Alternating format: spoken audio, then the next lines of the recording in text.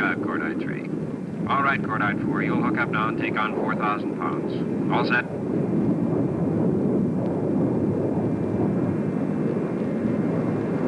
Cordite 4 from Cordite Lead. I said, are you ready? This is Cordite 4. Affirmative. All ready, sir.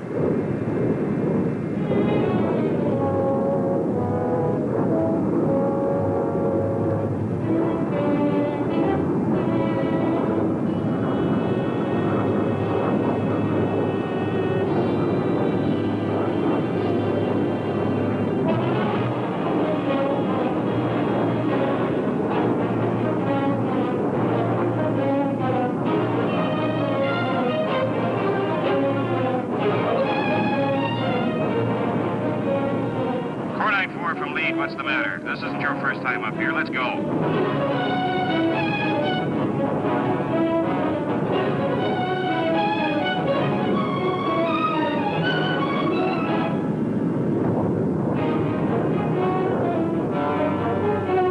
Cordite 4, settle down. Just hook up and maintain your proper position.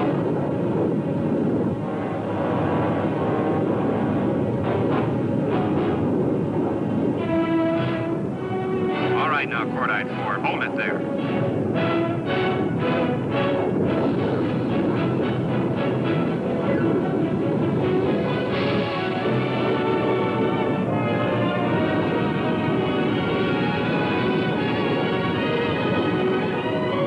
See, nice and easy, no sweat.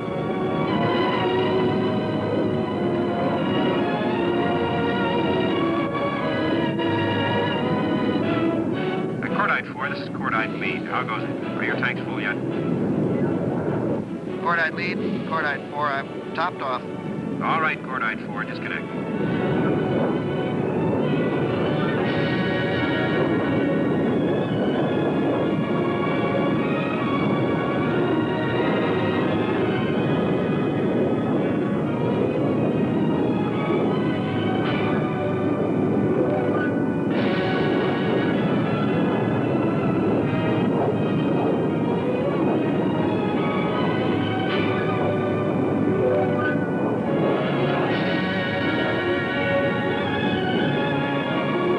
From Cordite Lead, 30 miles out. Request landing information, over.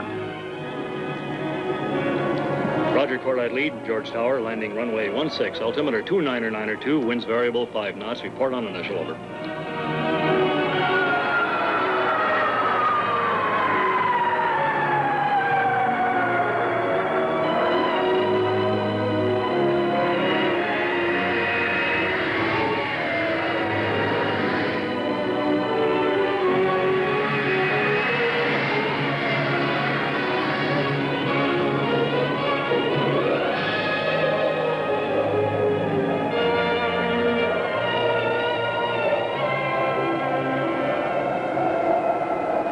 Colonel Hunt sent word he wants to see you, sir. Now? Well, he said as soon as you got down. Okay.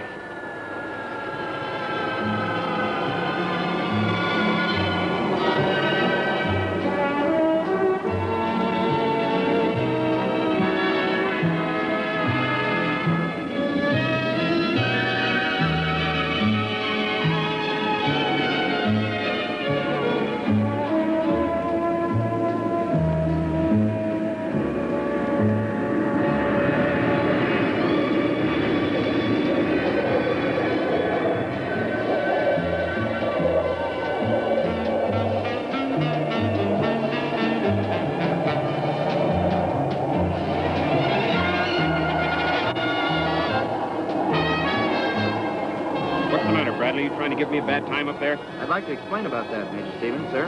Explain nothing. It took you 2 minutes to hook up, and that's 2 minutes too long. What's going to happen to you when we get up there at night and go through the same kind of mission?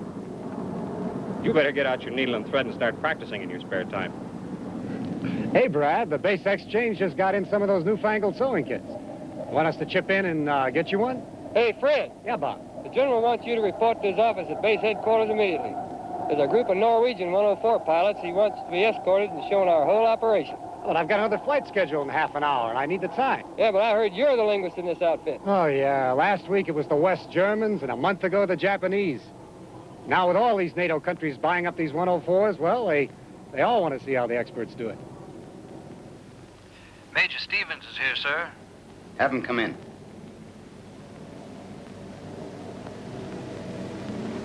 Good morning, Colonel Hunt. Morning, Bob. Have a seat. I'll be right with you.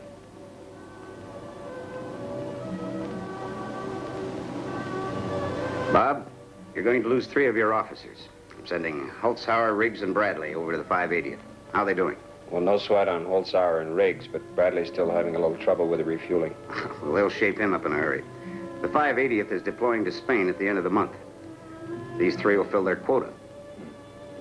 Don't look so happy, my friend, because you're getting 3 troops who've seen Lockheed's 104 only in pictures. But they'll be willing and able. Transfer says they're coming in today. I'm used to it. Not quite. Coming in are First Lieutenants William York, Eugene Lyons, and John W. Witkowski, Jr. Junior? Mm-hmm. Son of Congressman John W. Witkowski. And also the Colonel Witkowski, who flew the B-24s over Pulaski, Schweinfurt, Regensburg, and about every other place those Mack trucks dropped their 1,000-pounders on. Wasn't he the one that retired at 20 years and right after that got himself elected to the House of Representatives? That's right. And the same Witkowski who's been appealing to virtually every appropriations committee concerned with expenditures, making sure that the Air Force doesn't lose out on any of his planned projects. So that's good. Yeah, that's good. But his old man wants his son into the heavy stuff. He wants him to fly the B-52s or 58s. Doesn't think he should be wasting his time in these piddling fighters. Consequently, he's been hounding the young lieutenant wherever he's stationed. You mean he wants him out? Well, he wants him out of the Tactical Air Command and into SAC. He wants the boy to push the big stuff around like Daddy used to do 20 years ago. Heck, he should know those 104s aren't toys at $1.5 million apiece. Well, they can do a lot more damage than those 24s that Witowski so kindly remembers. I don't know. Maybe he's thinking about the times he had to hit those deep targets without any fighter support. But he's griped at the fighters about something. Well, maybe he should be briefed again on how our attack fighters did it alone at Lebanon, Taiwan, and more recently, Berlin. Well, at least the young lieutenant knows what he wants. He hasn't let anybody know he's the son of a VIP or asked for any preferential treatment. So you treat him like one of the boys.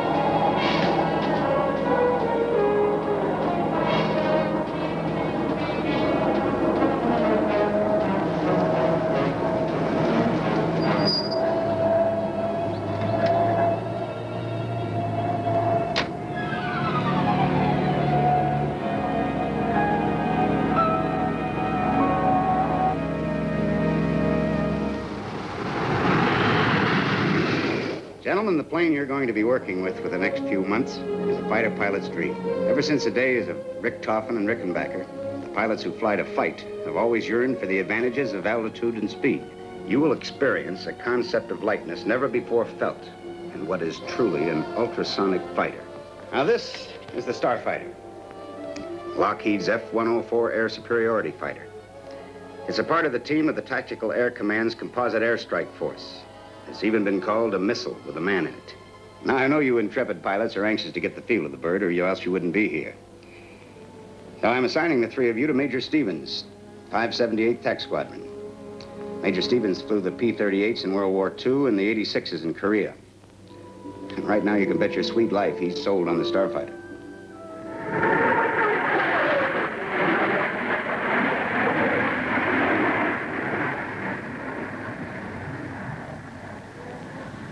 Some bird, huh? Look out for the leading edge of that wing, Lieutenant Lyons. It's sharp. No, I mean it. Go ahead and try and slice something on it. See, almost like a knife.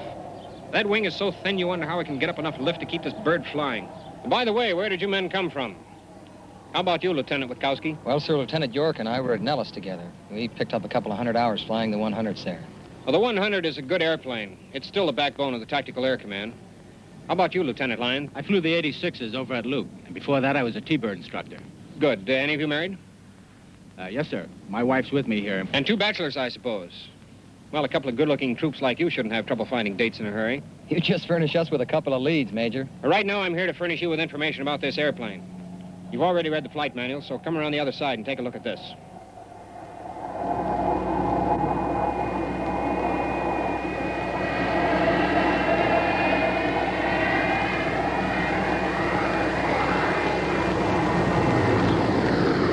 Bet you never saw this version of the rotating Gatling gun before, especially pushing out 20-millimeter shells, 6,000 of them a minute. That's 100 rounds per second, gentlemen. Wow. This is the probe that's used for air refueling.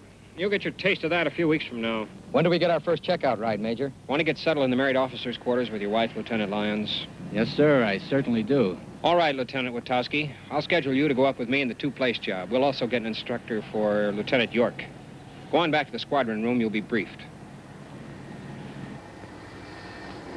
Lieutenant Lyons, you get yourself settled. Check in at the officers' club. You'll fly first thing in the morning. Gee, I sure appreciate that, Major. You know, it's a little tough on the wife. I mean, checking on a new base and all of that. Thank you, sir.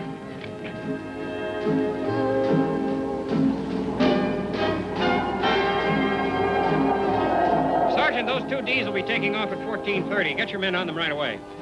Yes, sir. This helmet belonged to a German who checked out on the bird and went home as an instructor pilot. Why don't you wear it for this ride until we can get one of your own? Okay, Major.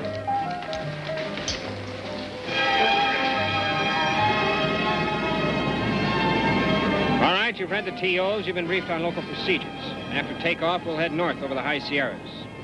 Look at the snow for a while. Then we'll climb to 32,000 feet and learn a little about this job. Now, since both of you have had sufficient time in the F-100s, you're going to find that this bird is lighter, more sensitive, and a heck of a lot faster. But we'll hand you the stick up there after a bit. So let's crank up now and go have a little serious fun.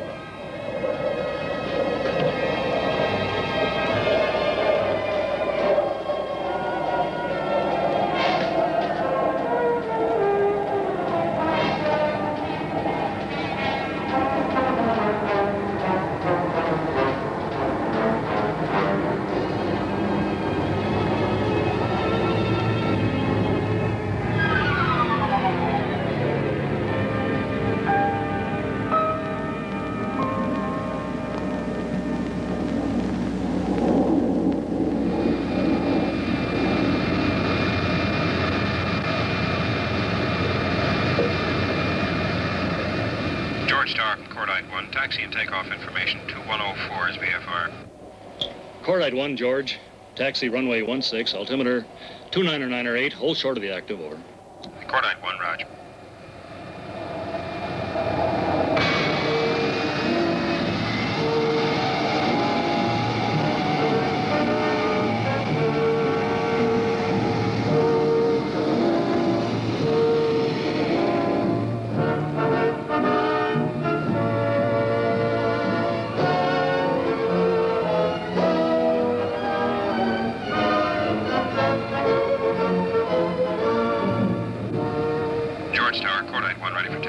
Winds 270 at 10 knots, clear for takeoff.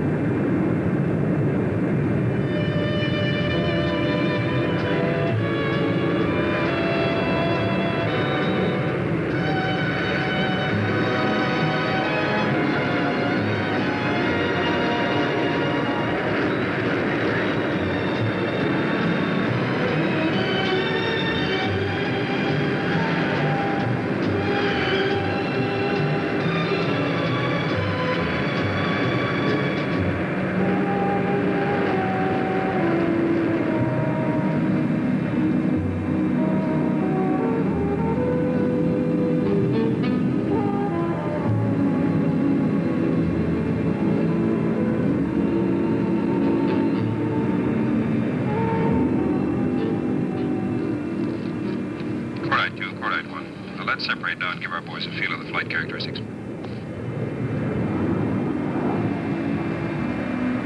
All right, Lieutenant Witowski, take over. I want to see if they taught you anything more than straight and level at Nellis. You don't mind if I try rigging it out a bit, Major? You mean you want to play or try to scare me? No, sir. Just want to see how this one responds. Okay, she's your baby. Don't spank her too hard.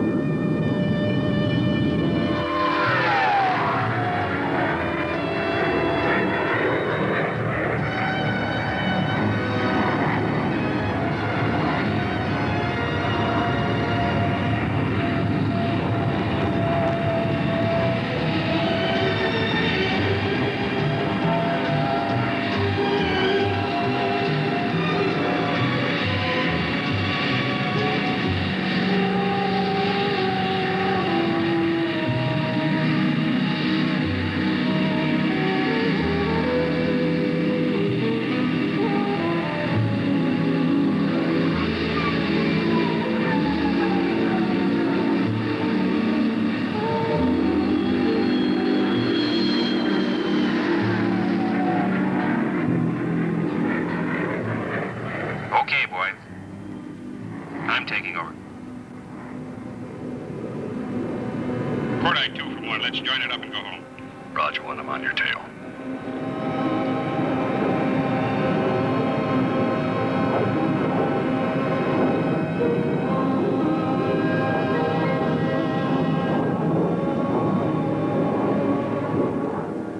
The George Tower, Cordite lead 2104, straight in approach. Cordite lead George Tower, runway 16, clear to land.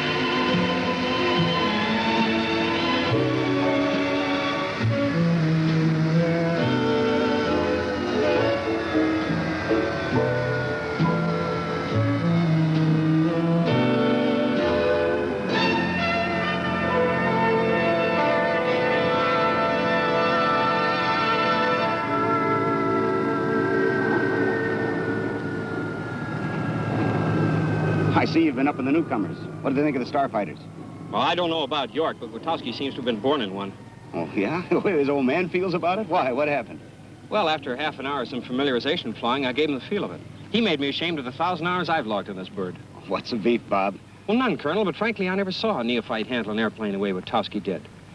Well, sure, he was a little sloppy on the controls at the start, but after he got used to the characteristics, he threw the book at it, doing his best to annihilate space. You mean he was showing off? Well, not at all. No, Witowski's the start of a darn good fighter pilot. He was obviously trained right. But more than that, there's something bringing this drive out in him. Of course. The congressman? Well, maybe. Did you know flying a plane is like making love?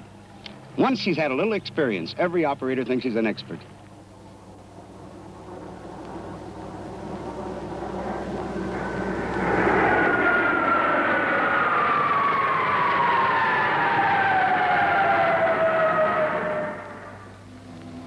Well, hello there. Well, hello there yourself. You two were such a picture of contentment while we hesitated about interrupting. Not at all. Say, fellas, this is my wife, Betty. Betty, this is John Witkowski and Bill York. Hi, John. Hi, Betty. Bill. Come on, have a seat. You guys aren't going anywhere. Sure, will. We were hoping we'd run into some friends at the club. Gene told me he was starting out with a couple of bachelors. Oh, footloose and fancy-free. And we're on the prowl. Any luck yet? Well, we can't really say. We really haven't started to look. Well, what are you doing tonight? Huh. Hey, you really are on the prowl. You stay out of this. Yes, stay out of this. Now, which one of you two nice young men is looking for a date? Me. Right here. Well, not to change the subject, but just how did it go out there today, huh? Gene, you'll never believe it. I don't know how to explain it. You'll never believe it. That bird really wants to go. You know, it's even more than Colonel Hunt said it was. You know, I actually thought that it was going to get away from under us while we were taking off. I've never experienced anything like it before. Never before. You remember when we were making the change from recips to T-birds? Yeah? Believe me, this change is even more terrific. You mean you're really sold on it, huh? Oh, I signed the contract today. Is it true what he says? You mean about the wonderful flight you had today? Everything he says and an awful lot more, too. Gene leaps off on his first ride in the morning. Yeah, I can hardly wait. Say, look, why don't you guys join us for dinner tonight? Come on. Oh, negative, but thanks. I had a snack a little while earlier. Right now, all I want to do is make friends with the bartender. Gene, I think I'll pass on that, too. You get me a date, and I'll take you up on that dinner offer. Okay? We'll see you. Nice meeting you, Betty. See you guys later. You know, John, I never really realized what a tiger you are. With them? Why, I'm just as sociable as the next guy. No, I mean about on that flight today. Well, you were really racking it around. What do you mean? Stevens gave me the controls and told me not to break the airplane, that's all. Yeah, I know. But you've been holding out on me, old buddy. Well, this is not the first time either of us have been in a jet. First time in one of these babies for me. Boy, what a piece of machinery. Oh, they were all pretty much alike. This was just a little easier, that's all. Easier? Huh. Boy, this just wants to get away from you, that's all. Come on, let's get off the flying kick, huh? We're gonna be on it every day for the next 6 months. Day and night. Hey, I live for this stuff, don't you? Sure, Bill. Flying's my first love right now. I suppose if I weren't a throttle jock, why, maybe I'd be on a Navy underwater demolition team or some other wild outfit. And that'd be my first love. You mean to say you didn't want in this man's Air Force? When I was in college, my dad wanted me to get into the ROTC. My school just happened to have an Air Force ROTC unit. Then when I graduated, he wanted me to get into the actual flying end of it. So I'm here, and that's great. But I wasn't one of these kids that used to hang around airports just to be near pilots and planes and hangar talk. I'm in fighters, and I really love it. I wouldn't trade it for anything. But I don't see why we have to breathe it day and night. Jeez, I start a friendly conversation, and he takes the floor. Okay, sport. Here's to some really good flying. I'll drink to that.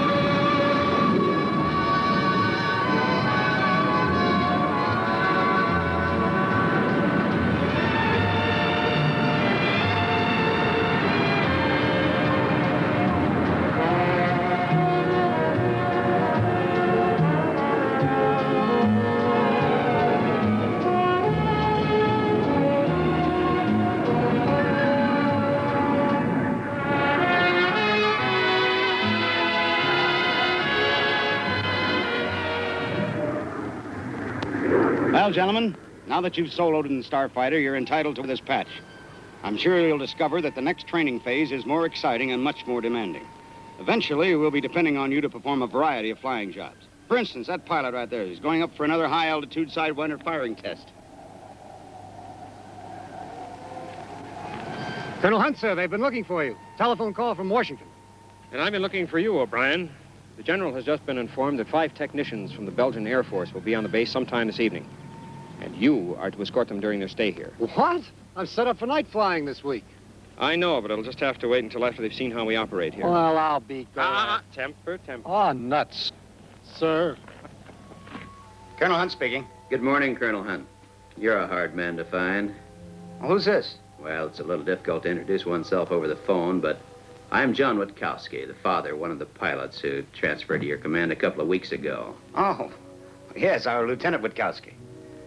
I do know you by reputation, of course, Congressman. Pleasure to speak with you in person. But I believe your boy is up on a training mission right now. I'd have him talk to you. No, I merely wanted to introduce myself to you. We may have a bit in common, you see. You and I were flying in the ETO together 20 years ago. Quite a lot of us pilots were in the ETO together at that time, sir. Maybe so. Tell me, Colonel Hunt, how's the lad doing? Well, he came in here with a couple of other officers, and he's going through routine 104 operational procedures right now. Getting along all right, then, is he? I only met him once, Congressman, but he seems like a personable boy to me. Should have no trouble with his fellow men or the aircraft he's flying. I happen to be looking at the TAC tally of accidents, Colonel Hunt, and I was frankly shocked at what I saw. What do you mean, sir? Well, to my knowledge, it was considerably more than those sustained by the heavy bombers in SAC. Congressman, did you ever consider how many individual flights the Tactical Air Command puts in the air as compared to the Strategic Air Command? I am comparing it with an accident-free record, which is what it should be. Exactly right. In this day of advanced engineering, the equipment is virtually perfect. But we still have the human factor to contend with. That's why your boy is here, to be supervised in handling these planes, so that they can perform in the manner that the Air Force specifies. How is John doing in his flying, Colonel Hunt? He's just started, and he has months of intensive training in all combat procedures ahead of him.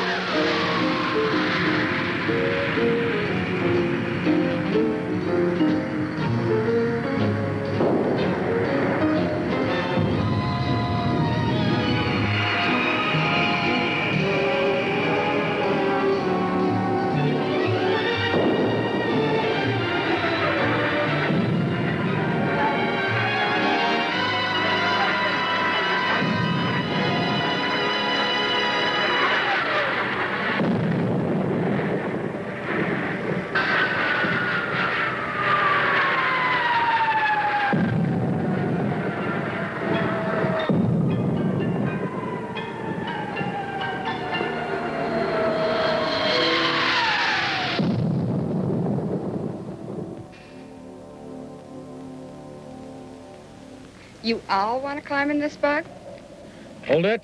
I'm the only one that's going to. Sorry I'm late, honey, but I made a date for one of you. Who wants it? What do you mean made a date? For when? For tomorrow night. I can tell you right now that it's got to be me without any argument from him. He goes on a 24-hour duty as assistant aerodrome officer, and he knows it. Yeah, my name has been on the list for 3 weeks now, and there's nothing I can really do about it. And besides, you never really should send a boy to do a man's job. Sorry, Ace, but she really would have preferred me anyway. Level with me, Betty. What's she like? Do you realize that I've been stationed here over a month now? And this is the first night that I've found out this lovely creature exists. Well, Mary didn't exist much before this past week. She just moved to the West Coast with her family. I met them all out in Apple Valley. So I must have looked lonesome. You did. Well, we're going to take care of that from here on in. Is this your first time on an airbase? Mm-hmm. Never been around a bunch of pilots before? So, how about that? Someone who'll listen for a change. Well, I wish I could have listened a while back, then perhaps I wouldn't be where I am today. Hey, Mary, where are you from anyway? Iowa. Say, I've heard of that place before, Gene. Don't we have a cross-country schedule to take us across there? Yeah, but we can bypass it if you like. No kidding, Iowa. Yes, and I bet you're going to ask me if my family raised corn back there. Well, now that you mention it, I was going to do that very thing. Well, go ahead and ask me. Okay, I'm asking. Actually, we did and we didn't. Oh, thanks a lot, you guys. You brought me a puzzler. No. Okay, I'll bite. Dad had an experimental farm back there. And I suppose you were the one that held the tape measure every morning just to see how much the stalks grew overnight. Not quite, but for the last 2 years, I was what they call a corn detasseler. A what? A corn detasseler. What in blazes is that? Well, that's a person who removes the pollen-bearing tassels from 5 rows of corn, then skips a couple of rows and detassels the next 5 rows, and so forth. Go on. I'm flabbergasted. Well, the 2 rows you skip are the male rows, and when the tassels dry out, the pollen drifts over to the female silk of the 5-row sections and fertilizes them. That's how we develop our hybrid seed corn. Can you beat that? I always knew that sex was corny, but did you ever think that corn could be so sexy? Well, now, I've been here at George for the past 3 years now, and every time I see a pretty new face, I have to find out who it belongs to. I've met this pretty face before, though. Hi, Betty. Hi, Fred. This is Mary Davison. Mary, this is Fred O'Brien. He's one of the flight commanders in our squadron. Another pilot? Won't you join us? Oh, by all means, if only for a little while. Oh, thanks very much. I don't mind if I do. Well, where were we? You were about to ask where Mary came from. Oh, yeah. Well, now tell me, where did you come from, Mary? Iowa, if you must know. Oh, really? And what'd you do back there? She was a corn detasseler. A what? A corn detasseler. Oh, now what in the world is that? Well, that's a person who... Oh, now, hold it. Once a night is enough. Oh, no. I'd like to hear more about this. After all, I'm just a little old farm boy myself. Oh, you're kidding. No, really. You know, my dad still runs a small dairy farm right outside of Milwaukee. Of course, I got out in time. I know you couldn't take the beer competition. Oh, no. No, Dad always said there were 3 ways a man could bring about his physical destruction. They were by drinking, by women, and by farming. Well, unfortunately, my poor father chose the least exciting of the 3. Okay. Well, excuse me, Captain O'Brien. You wanted on the phone in the lobby. Phone call? Well, who is it? I don't know. They just asked me to see if you were here. Well, will you save my place, everybody? I'll be right back. Okay, Fred. Captain O'Brien. Say, Fred, this is Bill York. Hey, listen, I'm on special duty tonight, and I need your help. Yeah, what's up, Bill? Well, look, out at base ops, there are 4 Italian officers, and they're on one of these government-sponsored inspection tours. Well, they bypassed going into McClellan, and they stopped here instead. I understand you're the best one to see in such cases. What, me on a Saturday night? Look, I've got friends waiting for me inside. Besides, Italian's one language I don't comprehend. Fred, look, all of these guys speak good English. You know that. They just need somebody to clear them through and to get them billeted. I'm going to be tied up at the message center, so I can't do it. Oh, Bill, you shouldn't do this to me. Oh, look, I'm really sorry, but with your experience, I understand you're really the one to call in such cases. Okay. I'll be right down and check them in. I already have your wheels for you, Fred. They're right out front. Yeah, thanks, Bill. Hey!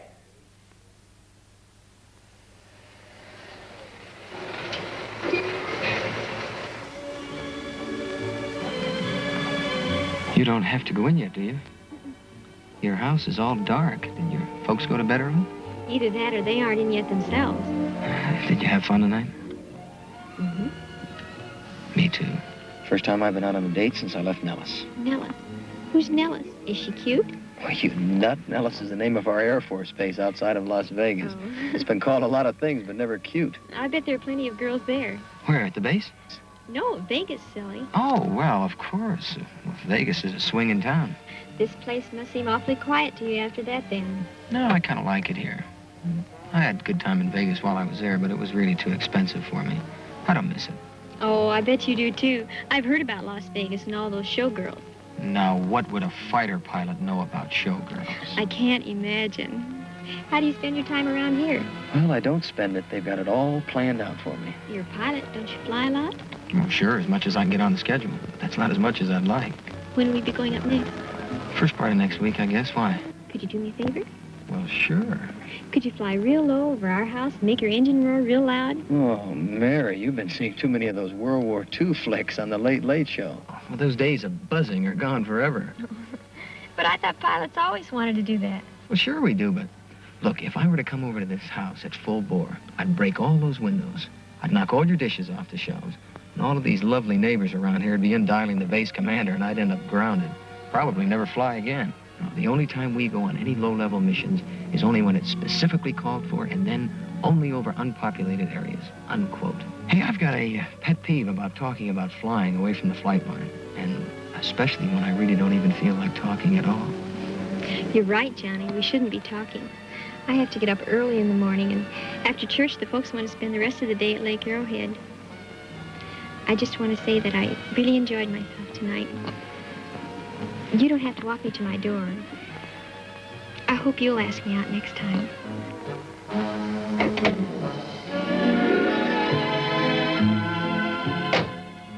Nighty-night.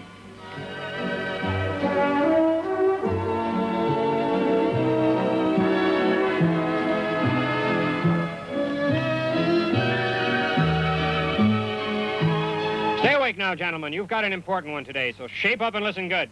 You're going to be firing the Sidewinder missile from the 104. As you know, the Sidewinder is attracted to its target by the infrared heat given off by that target. It's meant to fly right up the tailpipe of an aircraft. But since there aren't any MiGs around, you're going to have a rocket with flares attached mounted on the other wingtip. Now, these flares will be the heat attraction. You'll dispatch that rocket first. And when it is an adequate distance from your plane, you'll let go of the Sidewinder.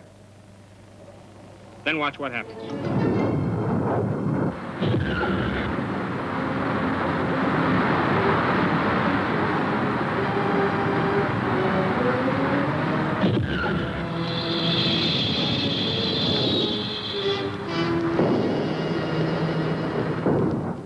Take a good look at it, fellas, while it's brand spanking new. This target is called the Dart. We tow it from another 104. In an hour, it had better be lying on the floor of Death Valley, so full of holes it wouldn't even have salvage value for matchsticks. Good afternoon, Colonel Hunt. You go right ahead, Major. Yes, sir.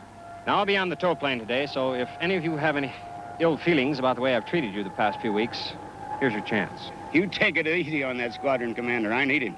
Well, you've all had your basic gunnery, so now you're going to get a surprise doing it with a Gatling gun in this Starfighter. With its 6 rotating barrels pushing out 20-millimeter shells at the rate of 100 per second, you're not going to hear anything but a loud buzz when it fires. After the first few trial bursts, I want nothing but hits from then on. Understand? What would it do for your morale if I told you of all the times I've been up in these birds, I never have hit one of those things yet? Colonel, I know all about your reputation for not being able to see the target. Maybe if we'd painted a swastika on it, you'd tear it loose from the plane in one burst. Colonel Hunt here had many kills and as many probables over France. It's a standing joke around here that he's not exactly proficient with anything that does not shoot back. Only the commander can get away with that. Listen, I just got back from the Victorville Chamber of Commerce meeting where I gave him my anti-communist speech, and I'm still fighting mad. I want you fellas to get up there and do right by me and knock the devil out of that thing.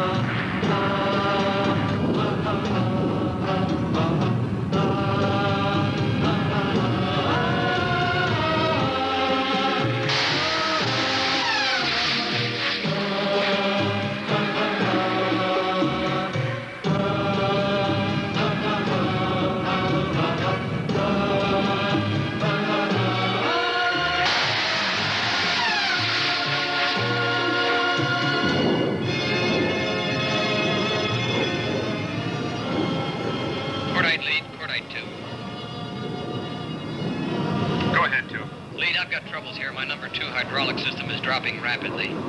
All right, let's clear the range and I'll get on your wing. Take up the heading for the base. Yes, sir.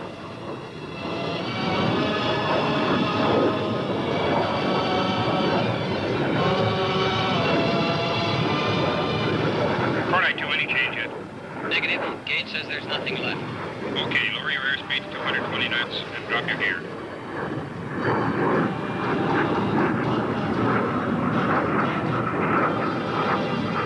Your gear looks okay. Are you indicating lock? No, sir, I've got an unsafe gear indication, and my number 2 hydraulic system reads absolute 0 now. Then pull your manual emergency gear release.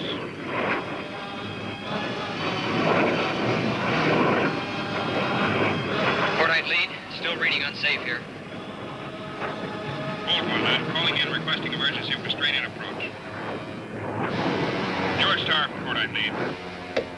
Cordite lead, George Tower, over. George, Cordite lead. Request emergency landing for a 104, which I'm chasing to base. Approximately 30 miles north. Request straight-in approach. My wingman has a hydraulic utility failure. Landing gear down, but indicating unsafe. I'm declaring an emergency. Roger, Cordite lead. We will clear the pattern for you to land on runway 16 straight-in approach. Cordite check. Emergency, emergency. F-104 hydraulic failure, landing from a straight-in approach, runway 16.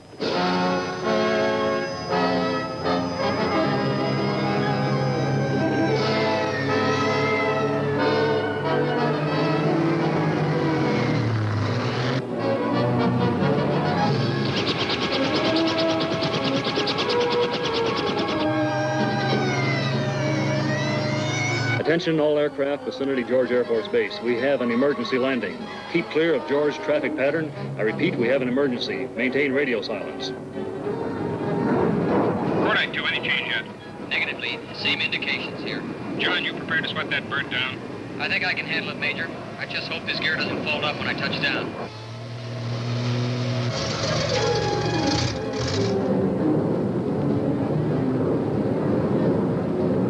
John, from here all 3 wheels are down and appear to be locked tight. Raj. I'm lowering my gear to stay with you. I want you to make a normal approach and landing. Emergency equipment is standing by.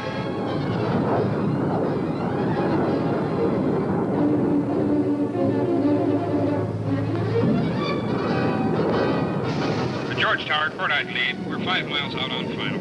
Cordite lead from George Tower, roger. Traffic is clear for you to land.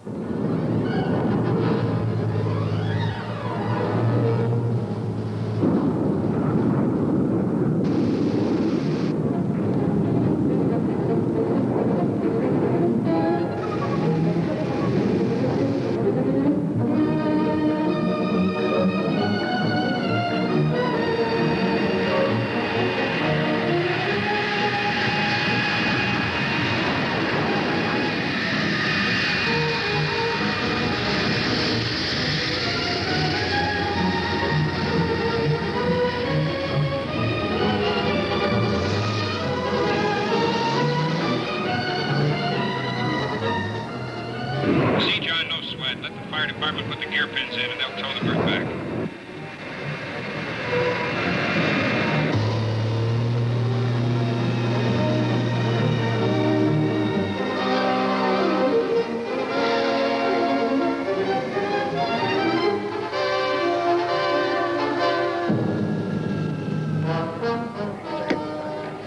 Attention all aircraft, vicinity George Air Force Base. Emergency has terminated. George, open for normal traffic.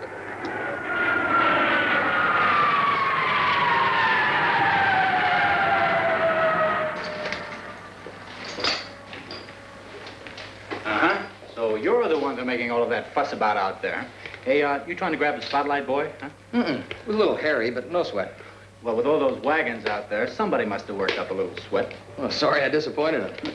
Oh, hey, I almost forgot. Somebody's been trying to get a hold of you all day, long distance. You're supposed to call Operator 12, Washington, D.C. Right. Thanks, Gene. Hey, do you have any influence back there, huh? No, nothing's wrong, Johnny. We haven't heard from you for a while, and we were wondering if everything's all right out there. No, Dad, everything's okay. Hey, it's great to hear from you. How are you? Well, feeling tops, Johnny. But I was concerned about not hearing from you for so long. Oh, I'm sorry, Dad. We've been so busy here lately. I guess I've been kind of lax in writing to you and Mom. How is she? Fine, as usual. But you know how she worries about you. I did that all the time when I was flying years ago. I couldn't convince her how safe it was. And now you're worried about me, huh, Dad? Well, tell me, how's it going, Johnny? Any troubles? Oh, nothing at all to speak of. We're going through the typical transition training that everybody does in these 104s. Yes, I imagine you are. Trouble is that I've been reading a number of reports lately that come across my desk telling me of all sorts of accidents. Accidents? What kind? Well, you know, the usual kind. Engine flame out, things like that. And then the fighters, the pilot always bails out. Not like in those big jobs where you can keep flying if you lose one engine. Oh, look, Dad, I know what you're driving at, and the whole thing is silly. There's been nothing like that happening here. And if it did, I'm sure I could hack any emergency, where we go through these recommended steps all the time. I still wish you'd apply for a transfer into a bigger outfit, you know. Well, like one of those SAC outfits. Those B-58s will be coming into their own shortly. Well, Dad, it just isn't done that way. You don't go hopping around from place to place because you want to try out different methods. Well, you should know how they operate. I'm in a position to make it real easy for you to get into an operational B-52 wing right away, Johnny. I'm sorry, that doesn't interest me in the least. Well, for heaven's sake, boy, I'm interested. Come on, Dad. Look, I'm here to stay, and no one is going to change my mind. Now, can we get off it now? All right, John, I'm sorry I intruded. I'm merely thinking of your future as any father's interested in his son's vocation. Dad, I sure appreciate your calling, but I just got down from a flight, and I've got to report to a debriefing session. You understand? Right, Dad. Okay, sure. And thanks a lot. So long. Yes. So long, John.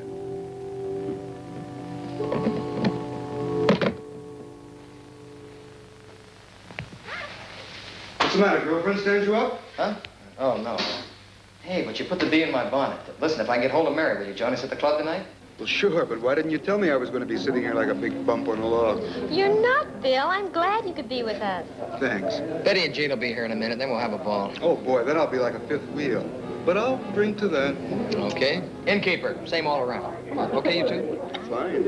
Hi. Hey, here they are. Hey, Betty. Hi. Hey, Bill, you want it on the telephone, out in the lobby.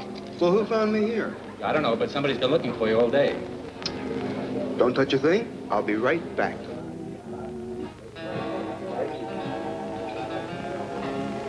This is Lieutenant York. Say, Bill, this is Fred O'Brien. Look, they've got a plane scheduled. For a short night cross-country flight in an hour. You and I are the only ones who need the time, so I thought I'd check with you and see if you could take it. Me? Listen, I'm here with a little party, Fred. We're just about ready to sit down and eat. Well, I've got a date tonight, and I'd as soon put this off till next week. One of us will have to go on it. Look, I'll supply the Dexedrine, no charge. I'm glad you called to tell me that you're volunteering, Fred, because my time is all spoken for. Why, now, hold it, Bill. Let's be democratic about this and flip, as usual. But I've got people waiting for me inside. Oh, come on now. This is SOP. Are you gonna match me? Raj, go ahead. I'll match you.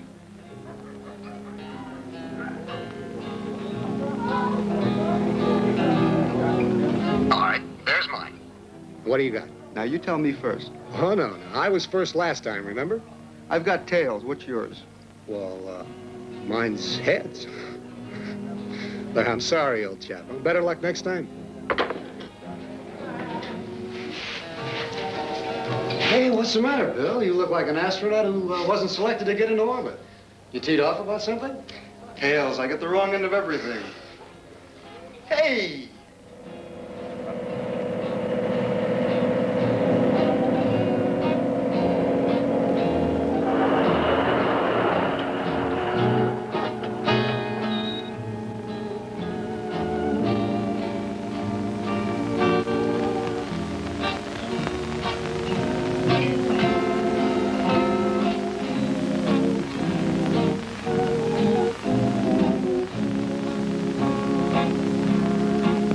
I'm getting used to this desert country.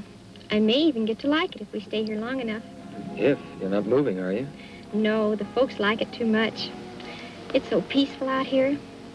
I don't think I've ever heard it quite this silent. Listen, hardly a sound. Somebody spoke too soon. There go a couple of starfighters off on a night mission. You know, we're a good 10 miles from the base. Boy, that sound sure travels out here at night. Wish you'd travel a little closer to me and snuggle up. You know, this reminds me about the time that Luke when the commanding officer invited a few of his favorite pilots to his ranch cabin. Oh, it was a very quiet, secluded place, away from everything. With no parties, no nightlife, and no women.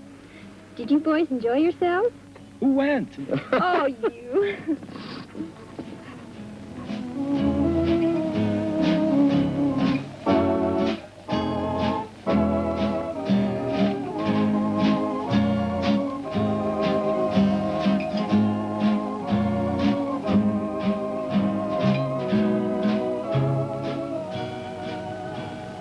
I think our chaperones have fallen asleep.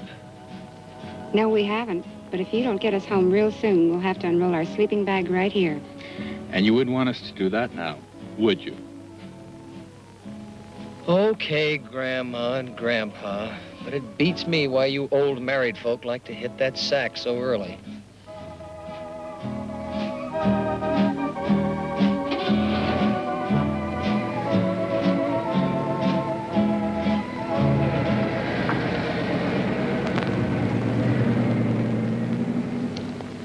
This will be a combination cross-country and refueling mission. Now, you've all been on the KC-135 tankers before, so you know the procedure. After you've each taken on 5,000 pounds, you'll disconnect and complete your cross-country. We'll start engines at 13:10. Take off at 13:25. We'll climb out on course and tuck in as soon as possible. We'll be on target at 14:10. The weather over Death Valley is clear, with some high, thin cirrus. There's a front moving in out of these lower desert areas with some squalls and thunder bumpers. We should be able to avoid those on our return. Last man should get back to base by 1600 at the very latest. Any questions? Fine, let's get out there and crank up.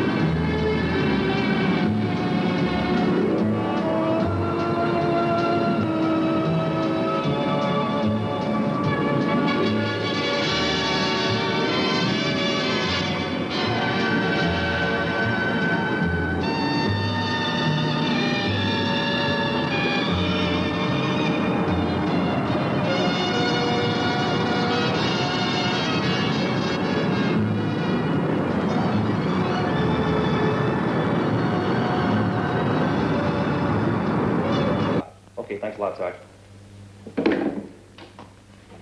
Wing Ops to Wing Commander. Go ahead, Ops. We have a severe weather warning, sir. That front turned northeast and picked up speed after it left Mexico. They've reported thunderstorms, high winds, extreme turbulence, and maximum cloud tops to 45,000 feet. Are we clear? The base is, sir. But we have that flight of 4 birds on the refueling mission returning from their cross-country. That front is moving so fast that it might cut them off from us before they have a chance to realize it. Who's out? Major Stevens, Lieutenants York, Lyons, and Witkowski, all from the 578th. They know what to do, and they have sufficient fuel to find an alternate in case they get stuck. Keep me informed as they come in. George Tower, this is Cordite 1. Request landing information, over. Cordite 1, George Tower, land runway 16, winds 170 at 20 knots, gusty to 30. Call on downwind with gear. Cordite 1, roger. Wing ops to wing commander. Go ahead, ops. Major Stevens just called in for a landing. He's in the pattern now. Stevens already? He takes on fuel last. He's supposed to be the last one in. I'll be right out there.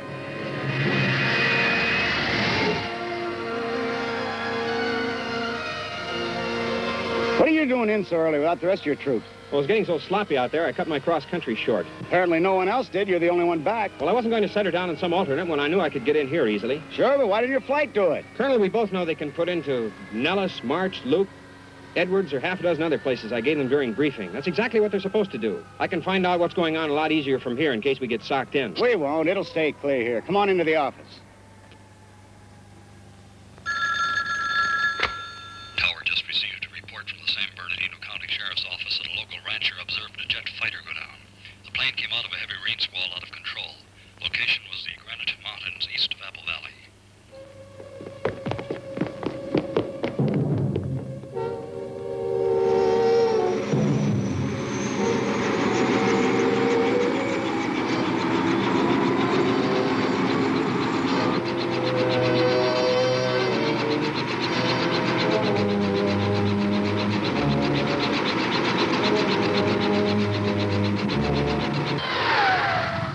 Call the tower, find out what that was. I'm gonna get the weather.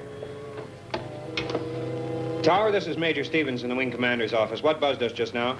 That was a 104 with his gear down, Major. We didn't get any call from him, so I assume he has an electrical failure.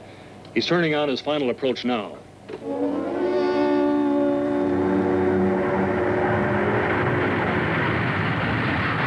What's the aircraft's number?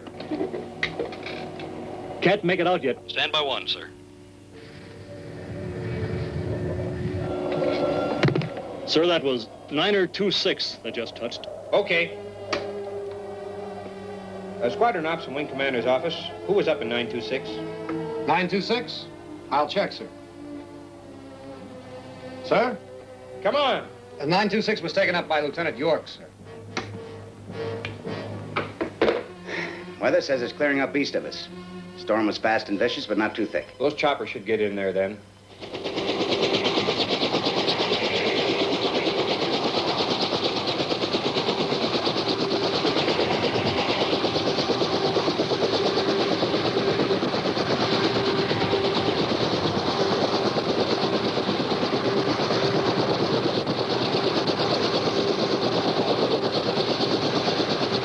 Look now, keep us informed if they call in at all.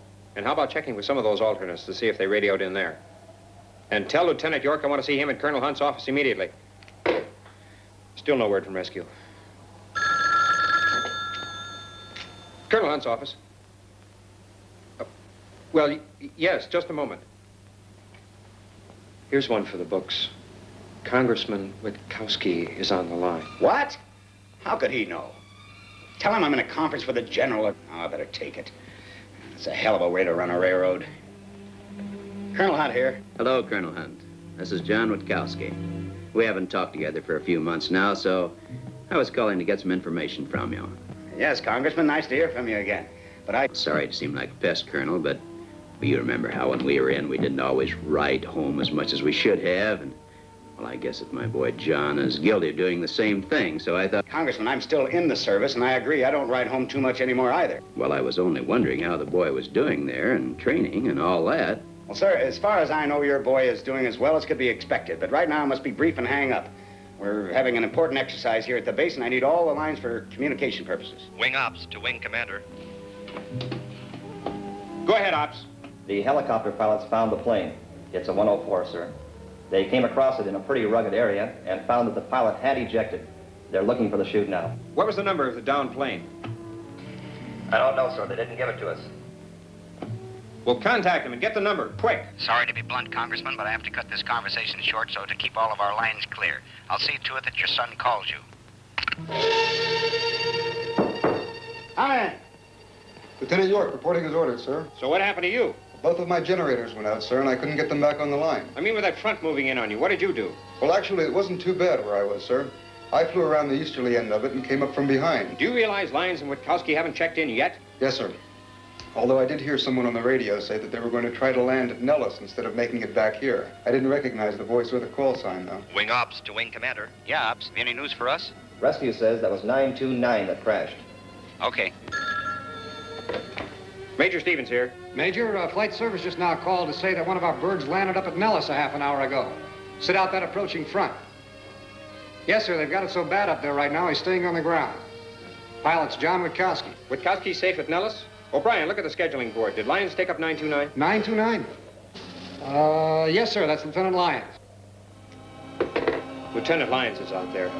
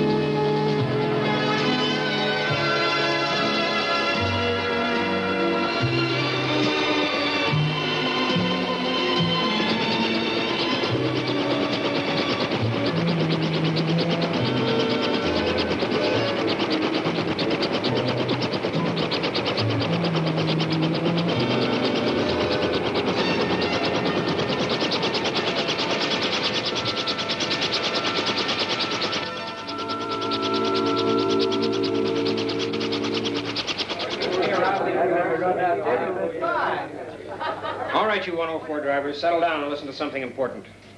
Colonel? Thank you, Major. Well, that was something to do we had around here yesterday, so I'll get right to the point. 2 of you did the right thing, and 1 of you goofed up royally. Result, we lost 1 badly needed aircraft. And when you're in that high fasty, and you get your head up where it doesn't belong, you're going to find out you're going to end up with a short end of the stick.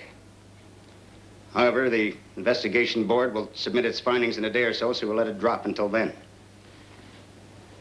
But I have some information that you've been waiting to hear.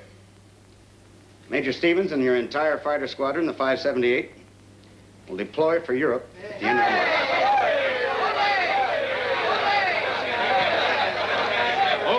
Okay, knock it off. You don't have to act as though you didn't know it was coming. Of course, we have a lot of polishing up to do for the ORI, and a lot of good old-fashioned paperwork to complete. Well, since we'll be flying our own starfighters over the water, you're going to have to check out your rescue equipment. Now, a very important piece of that rescue equipment is what we call a... Sergeant, would you step up here for a moment, please? The sergeant here is dressed in what is known as a poopy suit. Now, don't ask me why they call it that.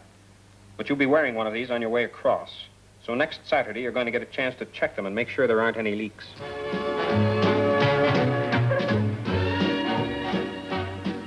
Okay, you jocks, let's find out why you didn't join the Navy. Last one in's a Goonie bird.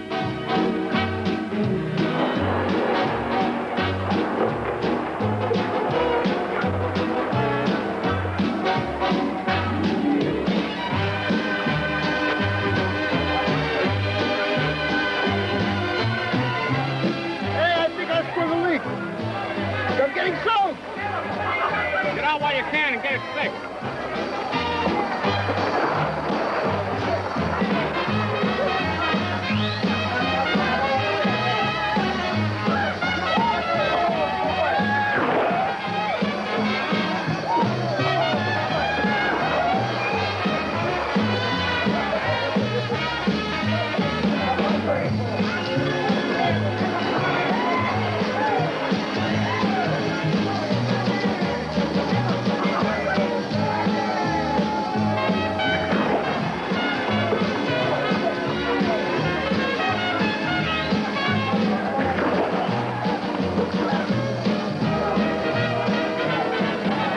and Fred O'Brien in there? Yes, sir. Right over here. O'Brien, there's some Greek pilots down at headquarters. They'll be here for a week to watch us in operation. The administrative officer, remember, you're the one who usually took over in cases like this. So I... Oh, no, Colonel, not again. Let me finish. So I told him to shove it, get himself another boy. Your escort days on the ground are over.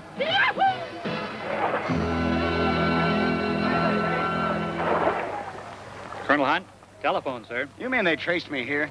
You can take it on the inside extension. Okay, where is it? Colonel Hunt speaking. You're a hard man to locate, Colonel Hunt. This is John Witkowski. Right, sir. And how are you again, Congressman? I'm fine here, except that I just now received information through my committee that you had an unfortunate loss of another plane out there, and that my son was involved in the same flight. Mr. Witkowski, we did not lose another plane. That was the only one this past year. Besides, your son was the wisest one on the flight since he chose to land rather than fight his way through. Well, just the same, Colonel, when we were flying together, you know as well as I do that drastic action was taken on such an occasion. Sir, I seriously do not recall that we ever did fly together. Furthermore, the proper and prescribed action was taken in the case immediately. Colonel Hunt, will you please inform me as to why you're so stubborn and will not consider a transfer for my son?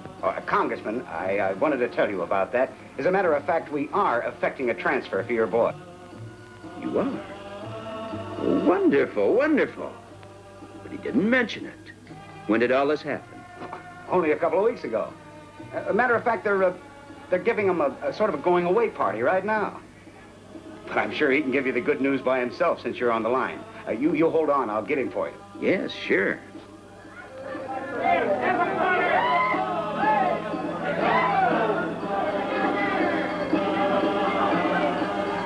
Hi, Dad. Johnny, how goes it? Well, just great, Dad. Did the CO tell you the news?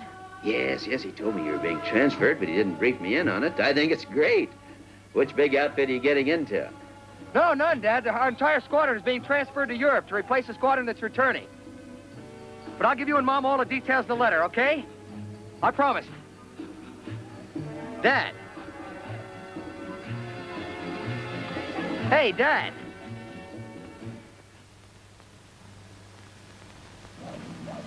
And you mean he didn't say anything? Wasn't he even angry or something? Well, what could he say? There's nothing he could do about it. Oh, down deep inside, Dad knows I made the right decision. I think you have too, Johnny. Flying fighters is important to you, and you wouldn't be happy doing anything else. But I sure hate to see you go. Will you miss me? You know I will. How often will you write? Is every day often enough? Well, just about, but no less. How long will you be gone, Johnny? 4 months. I guess that seems like a long time, doesn't it? I'm beginning to miss you already. Honey, I was wondering if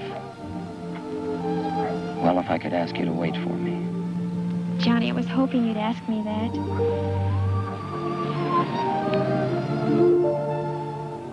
Honey, I really love you. I love you too, Johnny.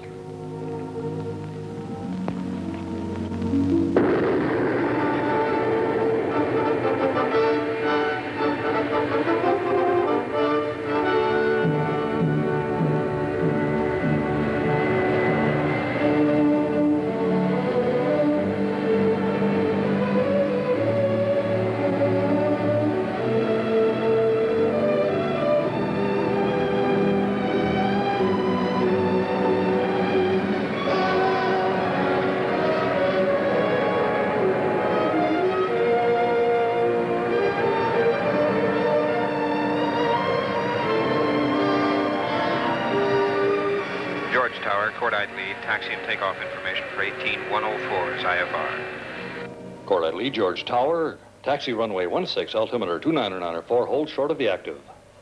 Cordite lead, Raj.